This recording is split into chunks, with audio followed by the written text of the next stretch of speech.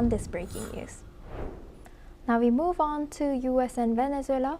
House Foreign Affairs Committee Democrats are holding a special public meeting today after Republicans failed to conduct any hearings on the Trump administration's actions in Venezuela and the Caribbean.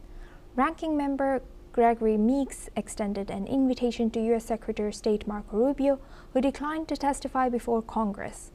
Instead, Democrats will hear from former diplomats and foreign policy experts. This comes as the Trump administration argues it cannot comply with the federal judge's order to provide court hearings for dozens of deported Venezuelan migrants. Officials say the removals cannot be reviewed after U.S. forces deposed Nicolas Maduro earlier this month. Now for this discussion, we welcome back Ms. Alison Mutler.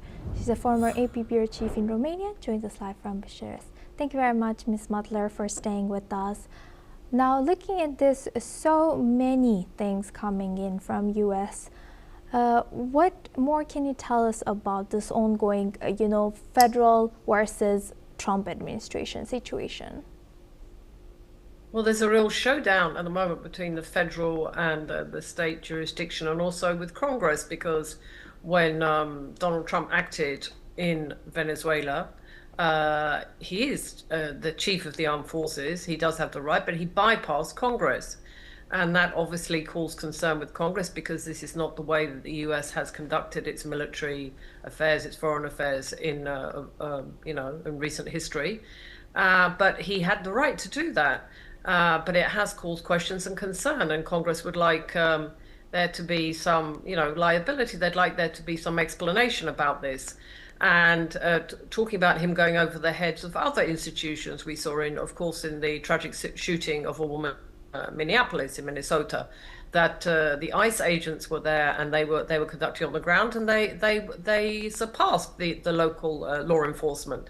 So again, Donald Trump is taking his power, and he is bypassing the traditional route. He is ignoring, if you like, the Congress and also the state authorities. He says this is for security reasons, and he has a point in Venezuela that had he let members of Congress know about his planned intervention, it probably would have been leaked to the press. And with that kind of intervention, you can't afford that. But he is making this a modus operandi in which he is going over the heads of the traditional hierarchy of power in the United States.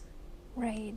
And so where does this take us to? Like you mentioned, he's skipping all the traditional routes, not just domestic, but of course international law as well, and security forces. If this federal court doesn't get to hear directly from Trump administration and only from formal diplomats or formal ministers, what will be the trajectory then?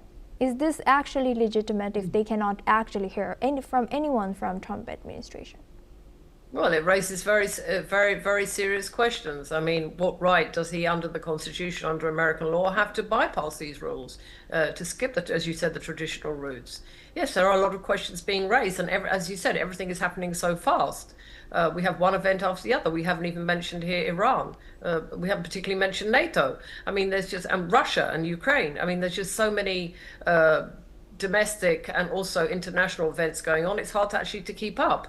But what we're piecing together is a certain modus operandi in which the US president seems to have unprecedented powers, and he thinks he's unassailable. Now, whether he will be held to account depends on also the American institutions, the American courts. We mustn't forget, very important this week is a ruling, I think, on the tariffs, whether they're legal or not.